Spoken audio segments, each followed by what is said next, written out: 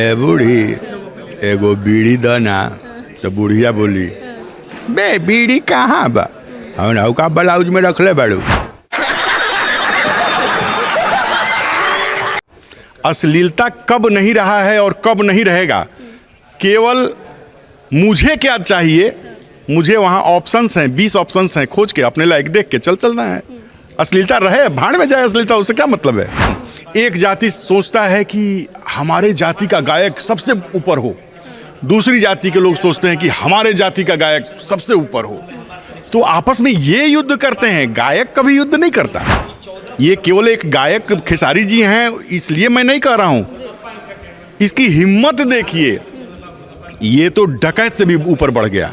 नमस्कार, आपके साथ मैं हूं ज्योति सिंह और आप देख रहे हैं सच तक न्यूज़। इस वक्त हमारे साथ भोजपुरी इंडस्ट्री के एक ऐसे शख्स मौजूद हैं जो किसी पहचान के मोहताज नहीं हैं। तो चलते हैं, इनसे बातचीत करते हैं और जानने की कोशिश करते हैं कि आखिर पटना में आने की क्या खास वजह। सच तक न्यूज़ में बहुत बहुत स्वागत है आपका। जी, आप सब लोग के प्रणाम।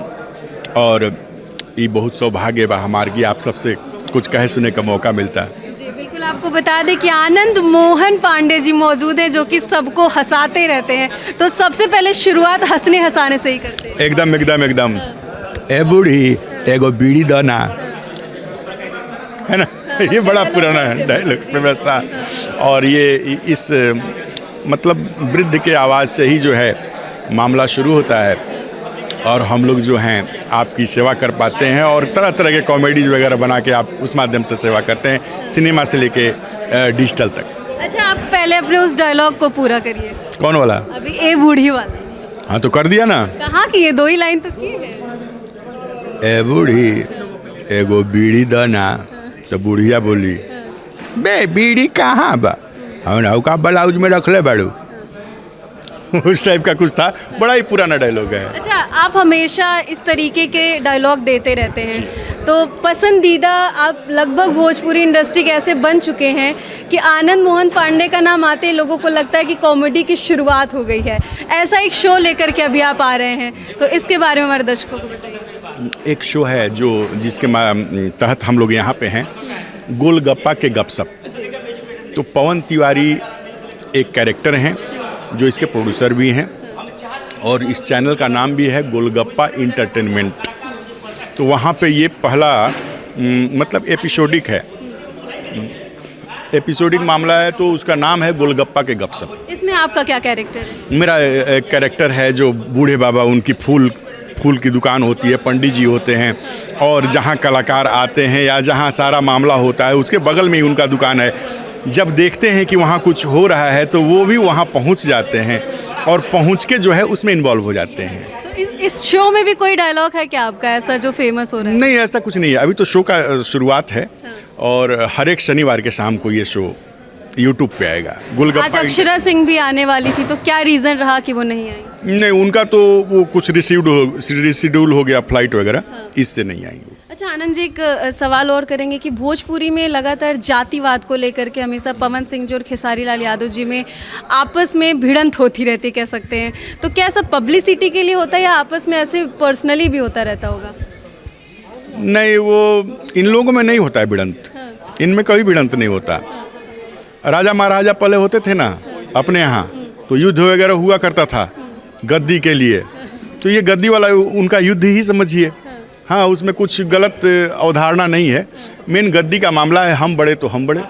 हाँ, दूसरी बात यह है कि जाति वगैरह का जो मामला है ना, तो जाति ये भी उसका मामला होता है।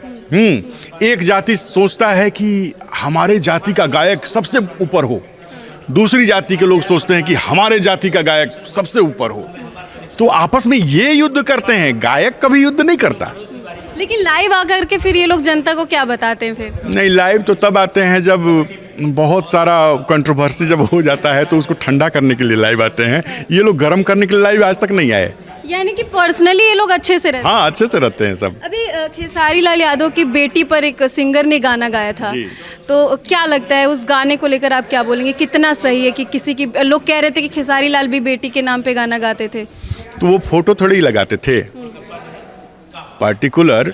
अगर देखा जाए तो हम गा दें रिंकी, पिंकी, सीमा, रीना, गीता, तो कम से कम एक नाम का कम से कम इस भारत में कम से कम 5 लाख लोग होंगे। 5 लाख लड़कियां अगर रीना होंगी तो रीना 5 लाख होंगी, कविता होंगी तो कविता 5 लाख होंगी। जब तक आप इंडिकेट नहीं करेंगे, जब तक आप उनकी फोटो नहीं दिखाएंगे कि किस कविता को हम बोल रहे हैं, तब तक तो ये पता नहीं चलेगा। तो बात आई गई हो जाती है और होती जाती रही है आज तक।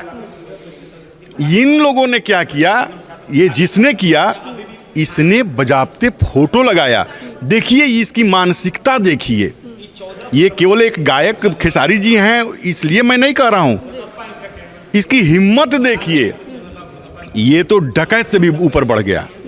जैसे डकैती जो होता है वो अंधेरे में होता है, मुंह बांध के होता है। यानी कि आपका कहना गलत है तो गलत है, गलत है तो गलत है, ये बहुत गलत है। अच्छा, भोजपुरी इंडस्ट्री में लगातार देखा जा रहा है कि आए दिन जो है कि सीन्स ऐसे बना दिए गए, ऐसे दिखाए जाते हैं कि एक परिवार साथ में बैठ के नहीं देख सकता। आखिर क्या रीज़न रह रहा है? तो परिवार मत देखे, क्यों नहीं देखेगा सर? काहे नहीं, उसके लिए भजन है, चाहे उस टाइप का और भी कार्यक्रम है वो देखे। पहले भी तो नदिया के पार जैसी मूवी रहती थी और भी मूवीज रहती थी, परिवार बैठ के देखता आज भी तो है, क्यों नहीं देखता? अभी भोजपुरी का नाम आते ही परिवार नहीं देखता है। आप तो इस तरह से प्रश्न पूछ रही हैं कि जैसे एक फिल्म बना और उसको देखना जरूरी ही है। नहीं नहीं, ऐसा मैं नहीं कह रही हूँ सर, मैं भोजपुरी के बारे में पूछ रही हूँ। आखिर लोगों के दिमाग में क्यों आता है कि अश्लीलता, इस चीज़ को आप बताइए। अश्लीलता कब नहीं रहा है और कब नहीं रहेगा?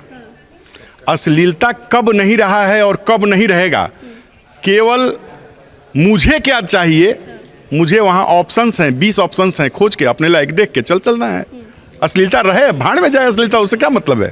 हाँ, तो आनंद मोहन जी लग रहा था हाइपर हो गए थे, गुस्सा हो गए। नहीं नहीं नहीं नहीं, अरे मैं गुस्सा होता ही नहीं हूँ। बिल्कुल। तो हमारे दर्शकों को जाते जाते 1-2 डायलॉग जरूर सुनाइए अपना, जो आपका पसंदीदा खुद का। बेटा अब कौन डायलॉग सुना? अब तो बुढ़ापा में अब डायलॉग बोलने का ठंडा में मनो नहीं कर रहा। ठंडा में बहुत प्रॉब्लम है। ऐसा शरीफा है क्या कि खाएं हम हैं? देखिए उधर से नहीं नहीं एकदम। अरे और बिहार की जनता को क्या बोलेंगे? हमारे राज्य की जनता, हमारी भोजपुरी जनता जो है, हम लोगों को इसी तरह से प्यार दे और अच्छे गाने सुने, अच्छी चीज़ें देखें, क्योंकि उसको बढ़ावा मिले और हम लोग और अच्छा बनाने का प्रयास करें, हौसला बना रहे हमारा। बस यही कहेंगे, आशीर्वाद दें। तो आपने देखा हमारे साथ आनंद मोहन पांडे जी मौजूद थे, जिनसे हमने कई मुद्दों पर सवाल किया और खुलकर इन्होंने जवाब भी दिया। हालांकि इनकी बातों को सुनकर और इनके डायलॉग को सुनकर आपको कैसा लगा, कमेंट सेक्शन में जाकर के ज़रूर बताइएगा। आगे आपको ऐसी अपडेट देते रहेंगे। जय हिंद।